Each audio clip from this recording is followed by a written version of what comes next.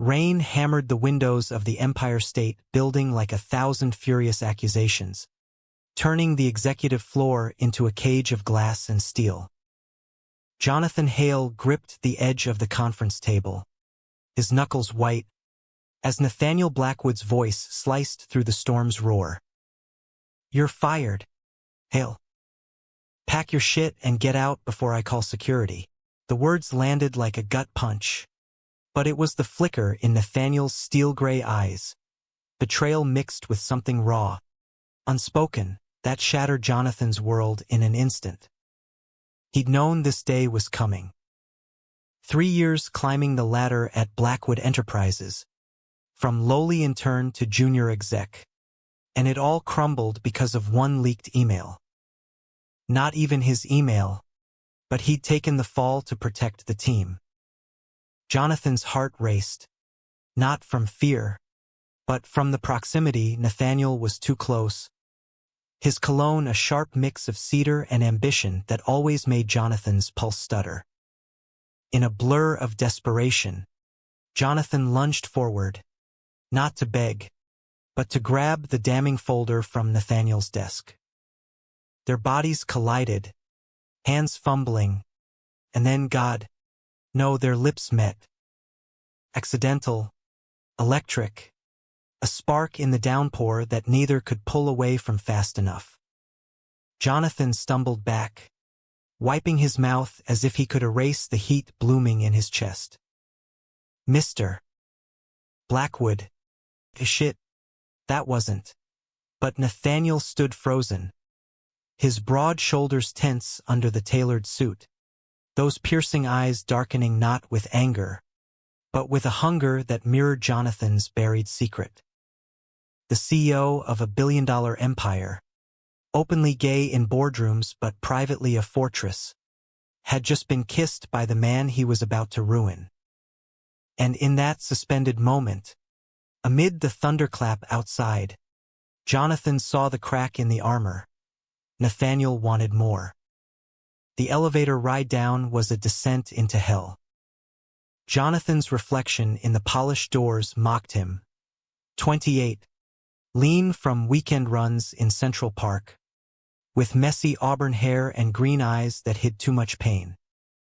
He'd come to New York from a dusty Ohio farm, chasing dreams of making it big, only to find the city's glamour laced with loneliness. Being gay in corporate America meant code switching, charm the clients, bury the flirtations, especially with someone like Nathaniel Blackwood. The man was a legend, 42, built like he benched presses in his penthouse gym, with a jawline that could cut glass and a reputation for devouring rivals. Rumors swirled, ex-lovers silenced by NDAs, a heart hardened after his partner's overdose 5 years back. Jonathan had admired him from afar, stealing glances during meetings, telling himself it was professional respect. Liar. By the time he hit the lobby, soaked from the sprint to the subway, Jonathan's phone buzzed. A text from an unknown number. "My office. 8 p.m. Don't make me regret this." His stomach flipped. Regret what? The firing? The kiss? Or the undeniable pull that had just ignited between them? He shouldn't go. Quitting Blackwood Enterprises was his ticket out, start fresh at some mid-tier firm, date baristas instead of billionaires. But as the train rattled toward Brooklyn, Jonathan's mind replayed the press of Nathaniel's lips, firm, tasting faintly of black coffee and regret. By 7:45, he was back in the lobby, drenched again, heart pounding like the rain on the pavement. Nathaniel's office was a minimalist shrine to power, floor-to-ceiling windows framing the glittering skyline, a single abstract painting of crashing waves on the wall. He was there, sleeves rolled up, tie loosened, pouring 2 scotches from a crystal decanter. "You came," Nathaniel said, voice low, handing over the glass without meeting Jonathan's eyes. Curiosity killed the intern, Jonathan quipped, but his voice cracked. He took a sip, the burn steadying him. Look, about earlier. Forget it. Nathaniel finally looked at him, and damn if those eyes didn't strip Jonathan bare. The email leak? It wasn't you. I know that now. HR's got the real culprit, a mole from Sterling Corp. You're not fired. Relief flooded Jonathan, but it tangled with confusion. Then why the show? Why drag me up there? Nathaniel leaned against his desk, arms crossed, the fabric of his shirt straining over his chest. Because I needed to see if you'd fight. And you did. More than fight, you. He trailed off, rubbing his jaw. That kiss. It wasn't just accidental. I felt it. Jonathan's glass trembled in his hand. This was dangerous territory, crossing the line from employee to something else in a world where power imbalances could crush you. Mr. Blackwood, Nathaniel. I'm flattered, but I'm not looking for a pity promotion or a one-night stand to seal the deal. A chuckle escaped Nathaniel, dark and genuine, the first crack of warmth Jonathan had ever heard from him. Pity? Hell, I've been watching you for months. The way you handle those cutthroat negotiations. The quiet way you call out bullshit without raising your voice. You're not like the rest of these sharks. You're real. The scotch hit Jonathan like liquid fire, loosening the knot in his throat. He stepped closer, the city lights casting shadows that danced across Nathaniel's face. Real gets you fired in this town. Or worse, heartbroken. Nathaniel's hand ghosted Jonathan's arm, a touch so light it burned. Maybe. But tonight, let's pretend the storm washed away the rules. They talked then, really talked, as thunder rolled outside. Jonathan spilled about Ohio, nights hiding crushes on the football captain, coming out to a family that loved him but didn't understand. Nathaniel shared fragments. The overdose that left him hollow, building an empire to fill the void. By midnight, the rain had eased to a drizzle, and Jonathan was perched on the edge of Nathaniel's desk, their knees brushing, laughter mingling with the scotch's haze. When Nathaniel leaned in this time, it wasn't an accident. Their kiss was slow, deliberate, a collision of need and caution. Jonathan's fingers threaded through Nathaniel's dark hair, pulling him closer, tasting the vulnerability beneath the CEO's steel. Hands roamed. Nathaniel's strong grip on Jonathan's waist. Jonathan's tracing the lines of muscle earned from years of pushing limits. They broke apart gasping, foreheads pressed together. This can't happen, Jonathan whispered, even as his body screamed otherwise. You're my boss. Then quit, Nathaniel murmured, half joking, his breath hot against Jonathan's neck. Or don't. But don't run from this. Jonathan didn't run. Not that night. They ended up on the leather couch, clothes shedding like old skins, bodies moving in a rhythm that felt like coming home. Nathaniel was all contrasts, tender whispers against rough edges, control yielding to surrender. Jonathan lost himself in the map of scars on Nathaniel's back, stories etched in skin from a life of battles won and lost. Dawn crept in, painting the skyline pink. Jonathan dressed quietly, the weight of reality settling like dew. I need time, he said, buttoning his shirt, to figure out if this is real or just the storm talking. Nathaniel nodded, eyes soft in the morning light. Take it. But know this, I'm not letting you go without a fight. As Jonathan stepped into the elevator, The doors closing on Nathaniel's silhouette, he felt the spark ignite into flame. But flames could warm or destroy, and in the cutthroat world of New York finance, he wondered which it would be. Weeks blurred into a dangerous dance. Jonathan threw himself into work, burying the memory of Nathaniel's touch under spreadsheets and client calls. But the man was everywhere, striding through the halls like he owned the air, his presence a magnetic pull that made Jonathan's coffee taste bitter. Mornings started with stolen glances across the bullpen, afternoons with emails that lingered too long on subtext, impressive close on the merger, dinner to celebrate, which Jonathan always declined with a polite deflection. He told himself it was self-preservation. Dating your CEO?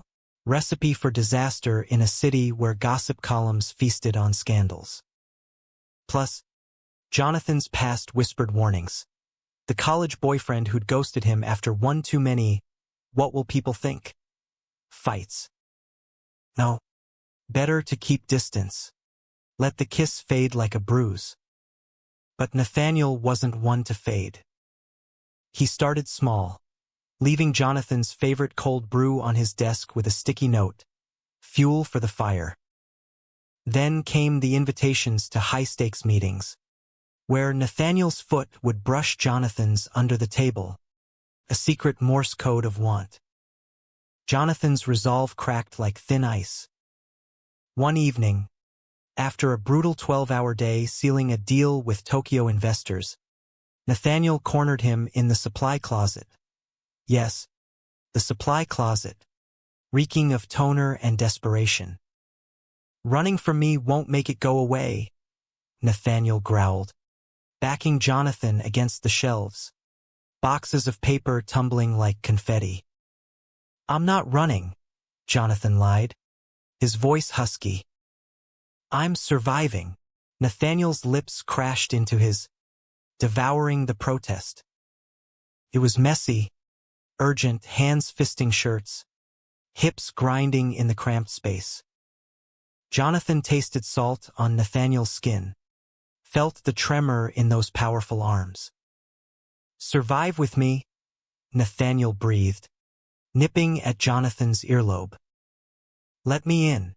They didn't make it home that night. Back at Nathaniel's penthouse overlooking the Hudson, marble floors, abstract art that screamed old money, they explored each other like uncharted territory. Nathaniel was a revelation, commanding in the boardroom, worshipful in bed, mapping Jonathan's body with lips and fingers like it was the only deal worth closing. Jonathan arched under him, whispering secrets he'd never voiced, fears of never being enough, dreams of a life beyond the grind. In the afterglow, tangled in silk sheets, Nathaniel traced lazy circles on Jonathan's chest. "You're more than enough. You're the glitch in my system." Bliss was fleeting. Cracks appeared mid-month when the Sterling Corp mole was exposed. Not some faceless rival, but Marcus Hale, Jonathan's own brother, who'd infiltrated Blackwood for a quick payout. The betrayal hit like a freight train. Jonathan learned it from the morning briefing, Nathaniel's face a mask of controlled fury as he announced the arrest. "Family ties don't excuse sabotage," Nathaniel said to the room, but his eyes locked on Jonathan, searching for complicity. Jonathan's world tilted.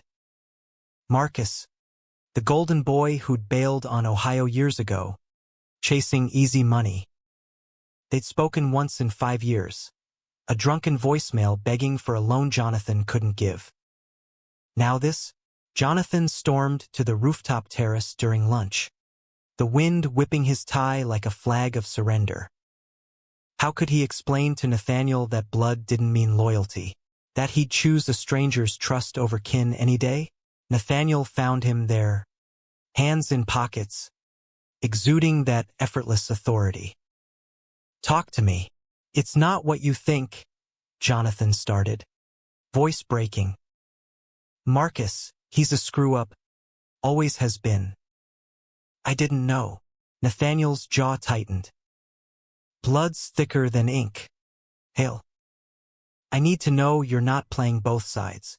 The accusation stung worse than the betrayal. Playing? After everything. Jonathan's fists clenched. You think I'd risk this for him? God. Nathaniel, you're the first person who's ever seen me. Really seen me. And now you doubt. Silence stretched, taut as a wire. Nathaniel stepped closer, cupping Jonathan's face, thumbs brushing away unshed tears. I'm scared. Okay. Last time I let someone in. He didn't finish, the ghost of his lost love hovering. I can't lose you to this shit. They kissed then, fierce and forgiving, the city sprawl below an indifferent witness. But the seed of doubt had taken root. Whispers started in the office, side eyes from colleagues, anonymous tips to HR about inappropriate relations. Jonathan ignored them, focusing on the late nights at Nathaniel's, where vulnerability reigned. One evening, over takeout Thai in the penthouse, Nathaniel opened up fully. The overdose wasn't just a tragedy. It was suicide, hidden to protect the company image. I blamed myself for months. Thought if I'd been more present.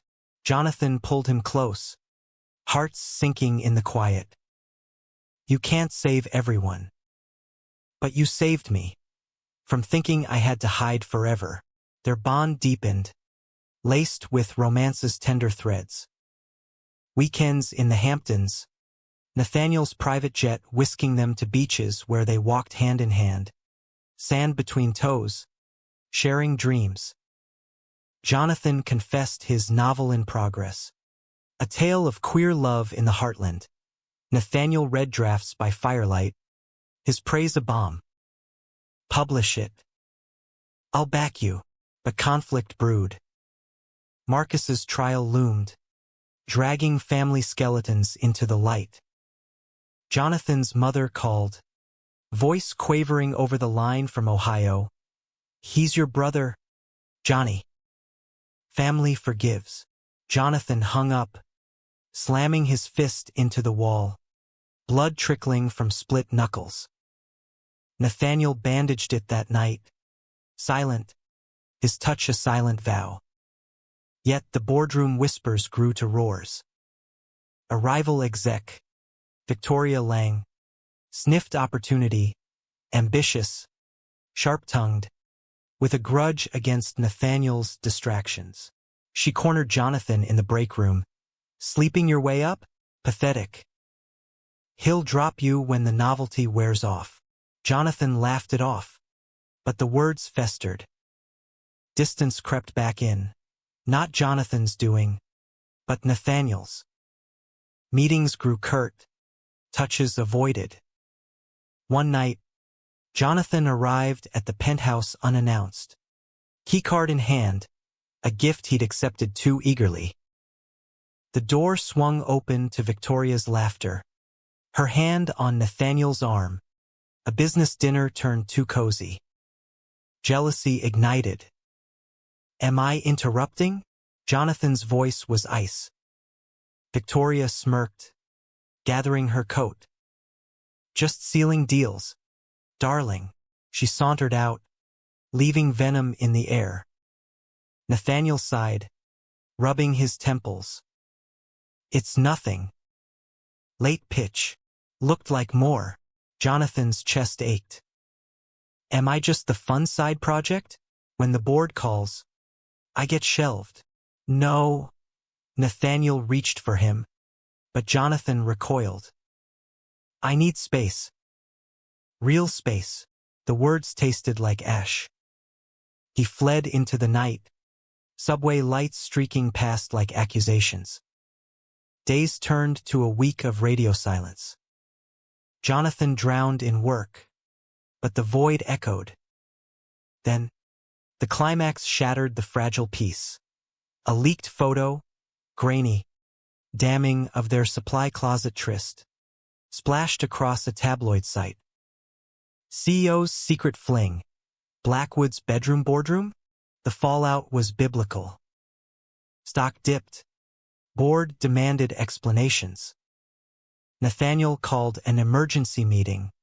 Face thunderous. Jonathan sat in the back. Invisible, heart in his throat. The conference room felt like a coliseum. Executives circling like lions scenting blood. Nathaniel stood at the head of the table, sleeves rolled up, his usual poise edged with fury. This leak is sabotage, plain and simple. Sterling's desperate, or maybe it's internal. But let me be clear, my personal life doesn't touch this company's bottom line. Murmurs rippled. Victoria's lips curled in a knowing smile. Others shifted uncomfortably. Jonathan slunk in late, claiming a seat in the shadows, his face burning. The photo had gone viral in their insular world. His back to the camera, Nathaniel's hands on his hips, the intimacy undeniable. Comments flooded in, slurs masked as jokes, speculation on power plays. After the meeting, Nathaniel pulled him aside in the hallway, voice a urgent whisper. We need to talk. My place. Now. Jonathan shook his head, pulse thundering. Talk or damage control? I'm not your PR prop. Hail. Nathaniel's hand grazed his arm, but Jonathan jerked away, the touch now a brand of complication. Not here. Not like this. He bolted for the stairwell, taking flights 2 at a time, lungs burning as much from betrayal as exertion. The photo wasn't just exposure. It was violation, stripping their private fire into public spectacle. Who had snapped it? Victoria? A jealous intern? The not-knowing nod. That night, alone in his cramped Brooklyn walk-up, Jonathan scrolled the comments, each barb a knife, gold-digging twink. Blackwood's midlife crisis. Tears blurred the screen. He'd fought so hard to build something real, only for it to shatter under scrutiny. His phone lit up, Nathaniel. 10 missed calls. The voicemail, Jonathan, please. I didn't leak it. I love you. Fight with me, love. The word hung, heavy as the humid July air. Jonathan deleted it, curling into bed, the sheets cold without Nathaniel's warmth. Morning brought chaos. Protests outside Blackwood Tower. LGBTQ+ activists waving signs. Love wins, even in the C-suite. Others hurled epithets, fueled by conservative outlets spinning the story as moral decay. Nathaniel addressed the crowd from the steps, voice steady over the megaphone. This company stands for innovation, not invasion of privacy. My relationship is mine. Get over it. The crowd split. Cheers from allies. Boos from haters. Jonathan watched from his office window, chest swelling with pride and ache. How could he walk away from a man who bared his soul to the world for them? But betrayal lurked deeper. That afternoon, HR summoned Jonathan, indefinite leave, to avoid complications, code for you're the liability. He packed his desk in a daze, photos of Ohio sunsets and scribbled novel notes tumbling into a box. As he rode down, Nathaniel intercepted the elevator, eyes wild. You're quitting? Because of this shit. They made me. Jonathan's voice cracked. And maybe it's for the best. We're poison. Bullshit. Nathaniel jabbed the emergency stop, the car jolting to a halt between floors. Look at me.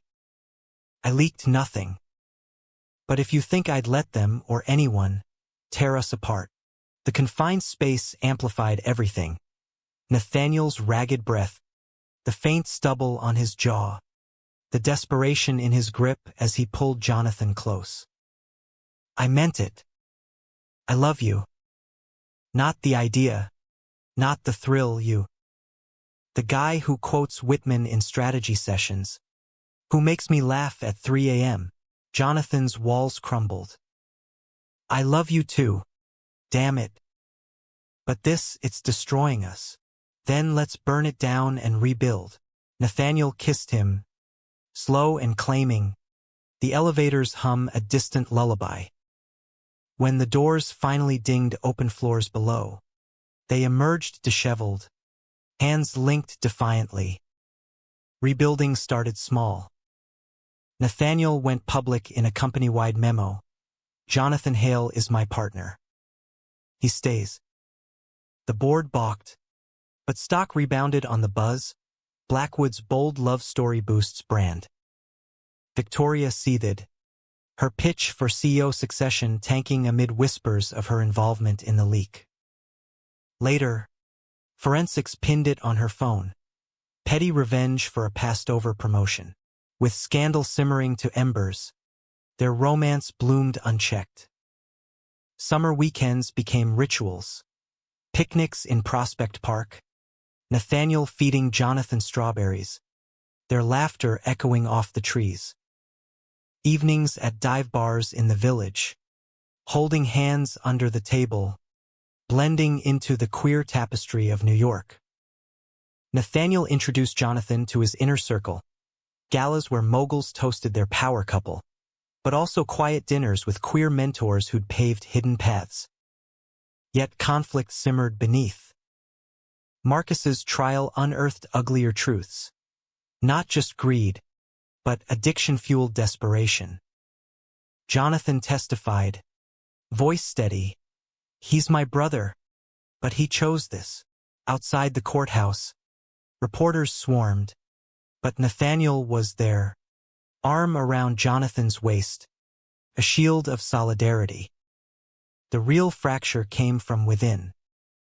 One crisp September night, post-gala at the Met, Nathaniel confessed over champagne. The board's pushing a merger with Sterling. Absorb them, bury the rivalry. Jonathan froze, flute midway to his lips.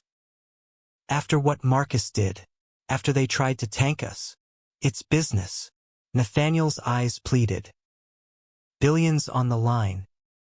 Jobs saved. But principles? You taught me to fight fair. Jonathan's heart twisted. This was betrayal's echo, choosing empire over ethics. Even unintentionally. They argued into the dawn, words flying like shrapnel. You think love fixes everything? Nathaniel snapped. It doesn't. Survival does. And I'm just collateral? Jonathan hurled back, storming out into the pre-dawn chill. Days of icy standoff followed. Jonathan crashed at a friend's in Queens, drafting his novel furiously, pages of raw emotion, their story thinly veiled. Nathaniel sent flowers, texts, come home. We can renegotiate. But pride held Jonathan back, the distance a chasm widening. Climax erupted at the merger vote. Jonathan, uninvited, crashed the boardroom, box of his things in hand, resignation letter clutched like a grenade. If you sign this, you sign away who you are, he declared, voice echoing off the oak panels. The man who fights for what's right, not just what's profitable. Silence, then chaos. Victoria sneered. Emotional blackmail? Classy. But Nathaniel's face crumpled, the weight of choice crashing down. He stood, tossing the contract into the shredder's maw. No deal. Blackwood stands alone. The room erupted, furious calls to shareholders. But Nathaniel turned to Jonathan. Eyes alight. You're right. Always were. In the aftermath, As stocks wobbled but held, they retreated to the Hamptons. Rain lashed the beach house windows, mirroring their first storm. Nathaniel knelt by the fire, pulling Jonathan down with him. "Forgive me. I almost lost us to fear." Jonathan cupped his face, tears mingling. "We both did. But we're stronger fractured."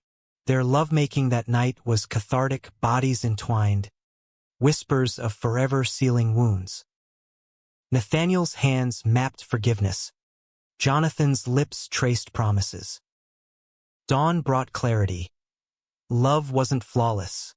It was the choice to rebuild, brick by aching brick. Fall painted Manhattan in golds and crimsons, but Jonathan's world felt leached of color. The merger fallout lingered like a hangover. Shareholders grumbled. Victoria plotted her exit with a severance package fat enough to fund her tell-all dreams. Yet amid the rubble, something resilient grew. Nathaniel doubled down. Diversity initiatives spotlighting queer voices, a foundation for addiction recovery in his partner's name. Jonathan became its face, not as arm candy, but architect, channeling his Ohio roots into programs that bridged rural isolation and urban gloss. Their life wove into normalcy's tapestry. Mornings, coffee in bed, Nathaniel's head on Jonathan's lap as he read novel chapters aloud. Afternoons, boardroom battles where Jonathan's insights sharpened Nathaniel's edge, their synergy a quiet legend. Evenings, cooking disasters in the penthouse kitchen, burnt risotto followed by takeout and tangled limbs on the couch, binging old rom-coms with ironic commentary. But betrayal's shadow stretched long. Marcus's sentencing came on a gray November Tuesday. 5 years, plea deal. Jonathan attended alone, the courtroom's sterility amplifying his isolation. His mother sat beside him, hand frail on his knee. "He'll change, Johnny. Family does. Family breaks. Too. Mom." The words escaped harsher than intended. After, in the courthouse lobby, she pulled him into a hug scented with lavender and regret. "We miss you. And him. The papers say you're happy." Jonathan swallowed the lump. "We are. Mostly." Reconciliation with kin was a slow thaw. Holiday cards arrived. Tentative bridges. Nathaniel encouraged it. "Heal what you can. But don't lose yourself." Yet deeper fissures cracked their foundation. December brought a ghost from Nathaniel's past. Alex Reed, the ex whose overdose had scarred him. Not dead. Alive. Recovered. Now a sobriety coach in Seattle.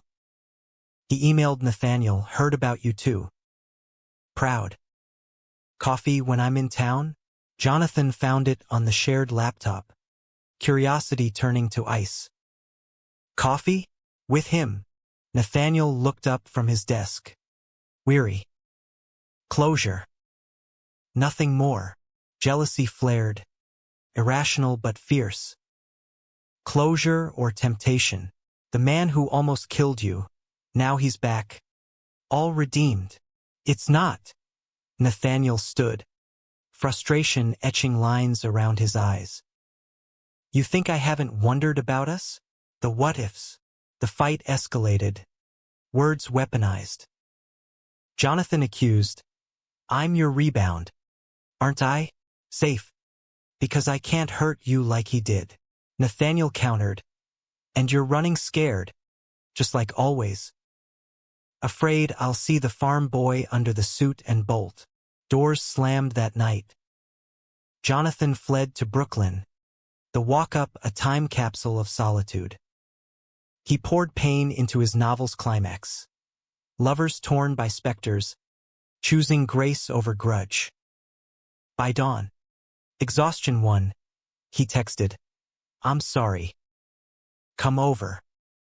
Nathaniel arrived with bagels and apologies, snow dusting his coat. I canceled the coffee. Alex understood. He's engaged now to a teacher. They talked for hours on the sagging couch, vulnerabilities bared like offerings. You're not a rebound, Nathaniel vowed, fingers interlaced. You're the rewrite I didn't know I needed. Winter deepened their bond. Romance's embers fanned to hearthfire.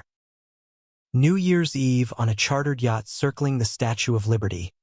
Fireworks bursting like confessions. Nathaniel's proposal whispered amid the booms. Not rings, but a promise. Marry me. Not for show for us. Jonathan's yes was a sob, sealed with a kiss tasting of champagne and forever. Spring thawed doubts, but betrayal's final twist lurked in boardroom shadows. Victoria, ousted but vengeful, sold her story to a sleaze rag. Inside Blackwood's bedroom betrayal, how the CEO's toy boy tanked a merger. Fabrications flew. Jonathan as schemer, Nathaniel as dupe. Protests reignited. Investors fled. Climax crested in a shareholder showdown at the Waldorf. Nathaniel faced the firing squad, hundreds in tuxes, eyes hungry for blood. Jonathan slipped in backstage, heart hammering. As Nathaniel took the podium, voice steady. Scandal? No. Strength? Yes. Jonathan didn't tank deals. He saved my soul. Murmurs hushed. Then Jonathan stepped out. Unscripted. I'm no victim. I'm the man who loves him. Flaws. Empire. Well, and if that's not investable, find another ship. The room erupted, applause drowning jeers. Stocks soared next day. Victoria's lies dissected in court.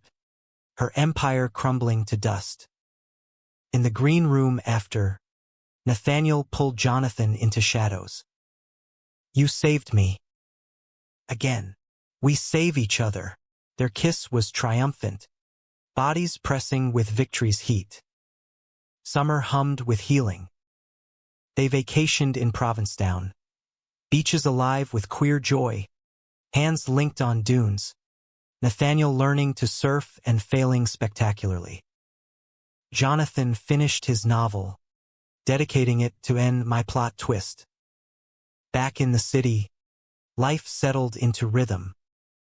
But humanism's quiet pulse beat strongest in small acts. Volunteering at the foundation, Nathaniel mentoring queer youth, Jonathan bridging his worlds, flying mom to New York for her first pride. One August evening, rooftop bar where it began, rain pattering softly. Nathaniel raised a glass. To accidents that become everything, Jonathan clinked, eyes shining. To staying, despite the distance we tried. Autumn winds whispered change as they exchanged vows in a quiet Central Park ceremony. Oaks shedding gold leaves like blessings. A handful of loved ones' witnesses. No paparazzi circus. Just Jonathan in a slim-fit suit the color of twilight. Nathaniel in midnight blue. Rings simple platinum bands engraved with spark in the storm. Vows were raw, Jonathan promising, I'll fight the distances we build. Every time, Nathaniel vowing, I'll choose you over empires. Always. Honeymoon in the Berkshires. Cabin amid maples. Days hiking trails hand in hand. Nights by the fire trading stories. Nathaniel confessed boyhood secrets. First crush on a summer camp counselor. Hidden in Bible Belt shame. Jonathan shared farm boy longings. Stargazing over cornfields. Wondering if city lights held space for hearts like his. Back home, harmony hummed. Blackwood thrived, new ventures in green tech. Jonathan heading the queer initiative's arm. His novel hitting shelves to quiet acclaim. A tender debut, blending boardroom bite with heartfelt ache. Reviews praised its humanism. Love not as conquest, but quiet revolution. Yet life, ever the dramatist, tested their weave. Mom's cancer diagnosis came via shaky video call. Stage 2. Treatable, but Ohio winters loomed harsh. Jonathan flew home weekly, Nathaniel joining when deals allowed, his presence a steady anchor in sterile chemo rooms. "Family's more than blood," Nathaniel said one night, holding Jonathan as he wept. "It's who shows up." Marcus, paroled early for good behavior, reached out, a letter smudged with prison ink. "I was wrong. Proud of you, bro. If you'll have me." Forgiveness wasn't easy. Coffee in a neutral diner, Marcus gaunt but eyes clear. "I envied your fire," he admitted. "Tried to steal it." Jonathan nodded. Tentative. Rebuild. Start small. Nathaniel watched from afar, respecting the space. But later, over diner pie, your grace incarnate, winter brought its own storms.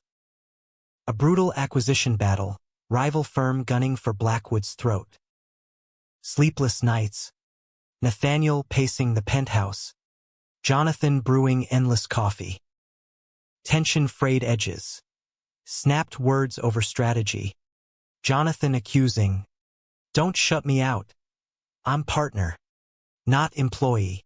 "You're right." Nathaniel deflated, pulling him close.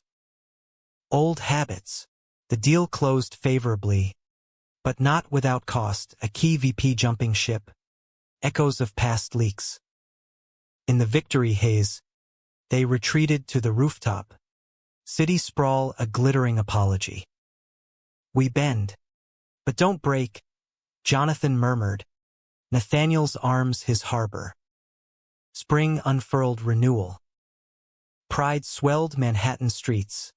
Floats rainbow bright. Jonathan and Nathaniel marching arm in arm. Nathaniel's first time waving a flag, tears streaking his face amid cheers. "This," he said later, breathless, "is what living feels like." Humanism bloomed in legacies. The foundation expanded. Scholarships for rural queer kids. Jonathan's sequel in works, weaving their scars into hope. Mom's remission party. A barbecue in the penthouse garden. Ohio kin mingling with city slickers. Laughter bridging divides. One balmy June eve. Anniversary marked on that faded rooftop. Rain threatened but held off. Stars peeking through clouds. Nathaniel pulled a velvet box, not jewelry, but adoption papers. For the family will build, when ready. Jonathan's breath caught. "Kids? Us? Dream with me." Nathaniel's voice cracked, vulnerable as their first dawn. "I am. Always." They made love under the open sky, bodies a testament to endurance. Slow caresses tracing battles won. Whispers affirming the man beneath the mogul, the dreamer beneath the suit. Climax built like their love. Deliberate, shattering, rebirth. Years folded forward. The story didn't end in grand tragedy or flawless happily ever after. It meandered, humanistic in its imperfections. Betrayals healed into wisdom. Conflicts forged stronger alloys. Jonathan's novels topped charts. Nathaniel stepped back from the helm, mentoring the next wave. They adopted a boy from Brooklyn foster care, wide-eyed and fierce, naming him Elias, for light. On quiet nights, Jonathan would watch Nathaniel tuck Elias in, heart full. "We made it," he'd say. Nathaniel's smile, softer with time, because we chose to. In the end, love wasn't the accident. It was the deliberate path. Distances crossed one vulnerable step at a time. And in America's beating heart, amid steel and dreams, They thrived, not despite the storms, but because of them.